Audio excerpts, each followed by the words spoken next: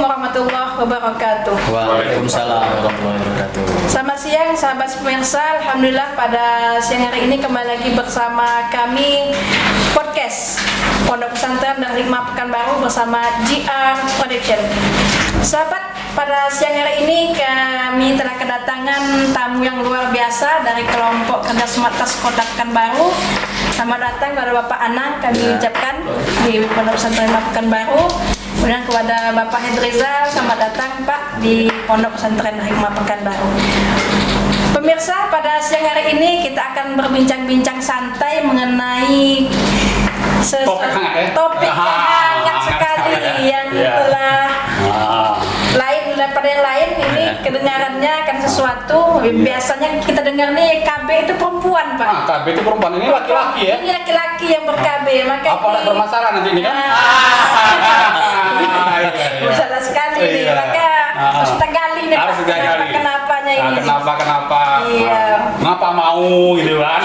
Kenapa pula mau laki-laki ber-KB? Ber-KB Gitu ya? juga, ya.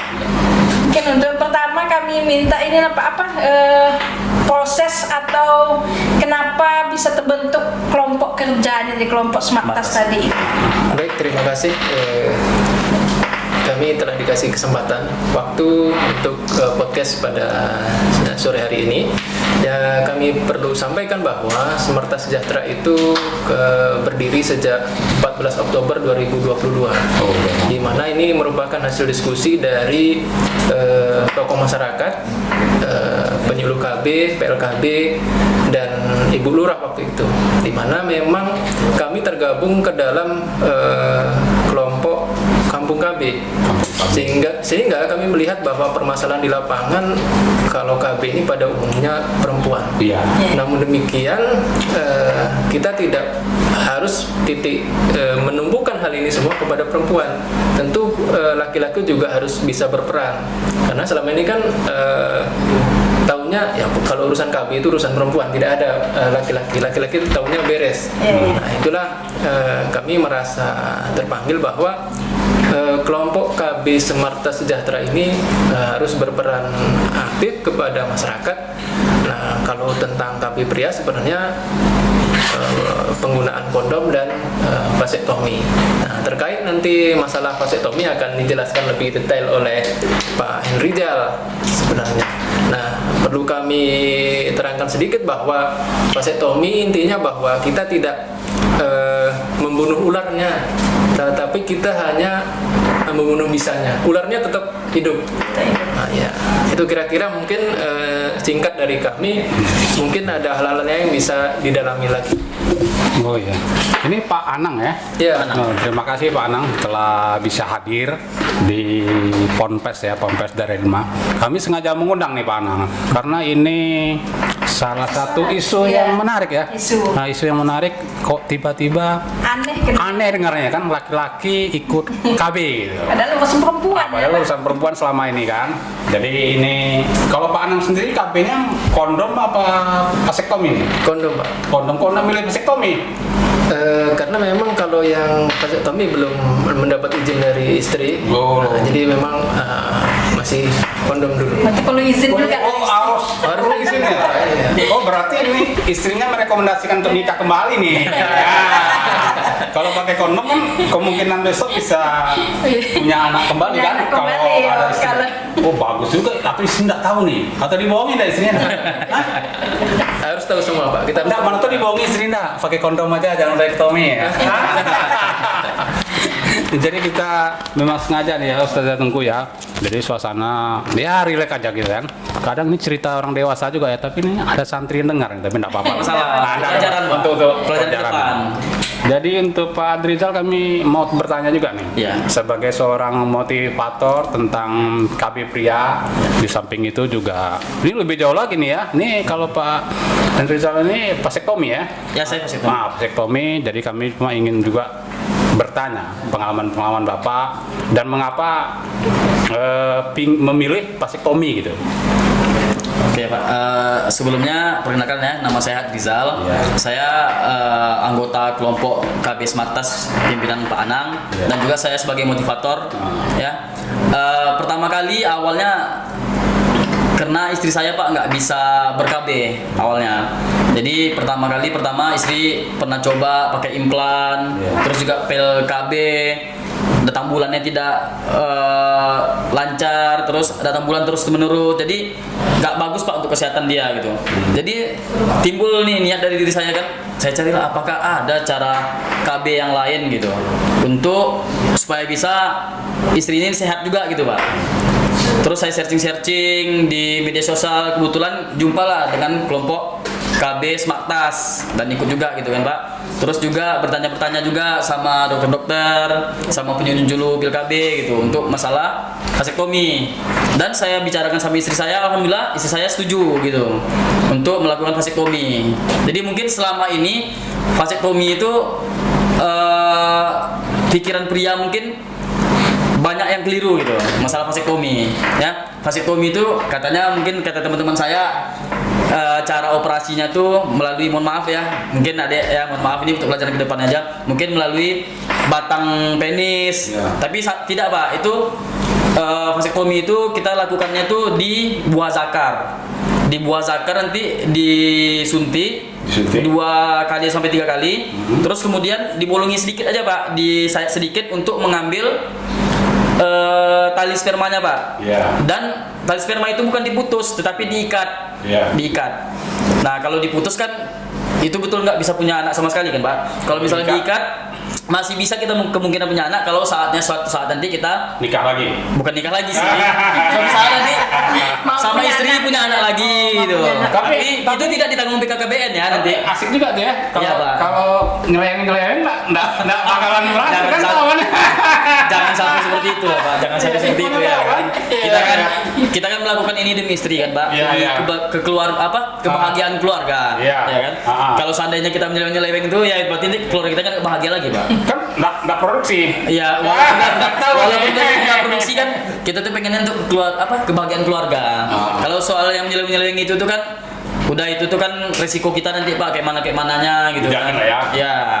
Jadi makanya dari sekarang kita sampaikan, kita himbau kepada teman-teman yang bapak-bapak itu kan. Jadi vasektomi itu bukan langsung disarankan 2 anak langsung vasektomi, enggak. Ada juga syarat-syaratnya Pak untuk vasektomi itu gitu. Syaratnya gimana syaratnya? Yang pertama, kalau misalnya tadi indikasi medis seperti istri saya tadi, kan ada indikasi medis tuh. Jadi saya pun sudah punya 3 orang anak, bisa gitu lakukan. Tapi seandainya tidak ada indikasi medis, itu disarankan umurnya 35 tahun ke atas.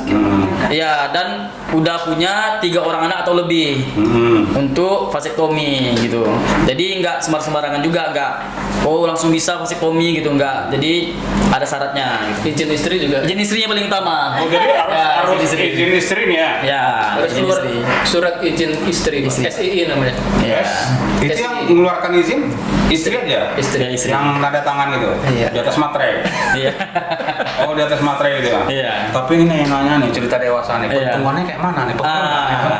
Ini nih dia yang paling penting nih ya. Yang paling penting nih. Iya. Betul. Itu gimana? Jadi kobranya. Jadi itu. yang saya rasakan Pak ya, yang saya rasakan tidak ada pengaruhnya sama sekali, masih seperti biasa, malahan bertambah bagus Pak. Bertambah bagus. Ya, karena gini, karena kan itu kan sperma kita udah gak keluar lagi. Mohon maaf nih ya, ada anak pesantren. Ini kan yang keluar tuh air maninya. Jadi sperma itu masuk ke dalam diri kita, jadi badan kita makin sehat Pak, makin segar dia dibuatnya. Saya aja kemarin Pak, biasanya itu kan pulang kerja malam hari, sering masuk angin. Sekarang alhamdulillah masuk angin itu udah mulai berkurang Pak semenjak melakukan vasektomi ini. Jadi istri pun makin bahagia dibuatnya kan, keluarga masih bahagia ya. Asik ya. Asik cari lagi ya, apanya? Bisa patah kegiatannya berarti ya. Iya. Durasinya bisa lebih lama Pak. Kalau Pak Anang tuh pakai kondom, tapi persediaan kondom banyak di rumah tuh ya? Tidak harus banyak sih Pak. Yang penting kalau pas ingin tersedia. Nggak pernah lupa? Kan kalau kondom mana tahu lupa kan? Ya nggak boleh lupa Pak. Kalau lupa jadi. Kalau lupa jadi. Iya. Kalau nggak lupa nggak jadi dia. Dia harus selalu ingat itu ya Pak ya. Selalu diingat ya. Itu Pak bedanya anggota dewan dengan KB ini Pak. Iya. Kalau lupa jadi, Iya. kalau jadi dia lupa. Betul. Memang ini topik yang ini Ya. sangat menarik ya. Jadi kita ini Pak sangat disupport sama BKKBN. Iya. Ya, jadi kayak kondomnya itu gratis, Gratis. dan juga pelayanan vasektominya juga gratis, biayanya juga gratis. Gratis ya? Ya, gratis Pak. Berarti peran besar BKKBN baik provinsi maupun Kota Pekanbaru memfasilitasi program ini luar biasa ya. Luar biasa Pak. Wah, luar biasa sekali Pak. Sangat luar Ya, biasa. sangat luar biasa sekali. Dari ini ya, dari Kepala Dinas Kota dan Provinsi ya. Ya, langsung. Ini susah nih Yang pingin menahan. vasektomi ya. Ya. Nah, kalau yang kondom udah lah, itu enggak terlalu Udah biasa ya. Udah biasa, enggak terlalu biasa, ya. susah kan. Kalau vasektomi ini kan Sesuatu nih ya, Pak. sesuatu nih ada plus, ya mungkin banyak plusnya ya. Banyak plusnya, Pak. Banyak plusnya. Sangat banyak plusnya. Mungkin untuk mengatur jarak Kelahiran. angka kelahiran gitu kan. Nah, tapi kira-kira ada enggak kira-kira tipsnya atau pesan-pesan lah yang ingin disampaikan perlunya atau pentingnya vasektomi bagi pria? Oke. Ini Pak ya. Pertama untuk pesantren lah ya. Ya. Ini kan kita kan datang ke pesantren ini kan untuk mengajak nih bola pikir anak-anak ke depannya. Suatu saat nanti kalau dia udah berkeluarga gitu. Jadi KB ini ada juga yang untuk prianya gitu. Jadi besok mulai dari sekarang adik-adik di pesantren ini udah bisa memikirkan masa depannya seperti apa Pak. Apakah dia pengen punya anak 2 atau 3. Jadi udah dari awal nih dia udah memikirkan untuk masa depannya gitu. Jadi suatu saat kalau memang ada indikasi medis atau pengen ber-KB pria yang anak-anak pesantren ini bisa lah Pak dibantu dengan dari BKKBN-nya gitu, datang ke BKKBN gitu. Jadi bukan hanya untuk adik-adiknya juga. Adik-adik ini kan punya keluarga di rumah nih, kayak bapaknya atau mohon maaf abangnya, saudaranya, bisa disampaikan informasi ini gitu. Jadi informasinya luas dan merata gitu kan. Jadi bisa kita genjatkan untuk membantu juga wanita Pak. Jadi bukan hanya wanita tugasnya untuk ber-KB, karena kan selama ini kan KB itu hanya untuk wanita katanya gitu kan. Cuman kita timbulkan inovasi-inovasi baru untuk ber-KB. Mudah-mudahan nanti dari Dinas Kesehatan atau dari BKKBN ada inovasi baru juga, bukan hanya vasektomi. Misalnya kayak wanita tadi ada yang dari implan gitu kan. Steril. Untuk steril untuk laki-lakinya gitu Pak.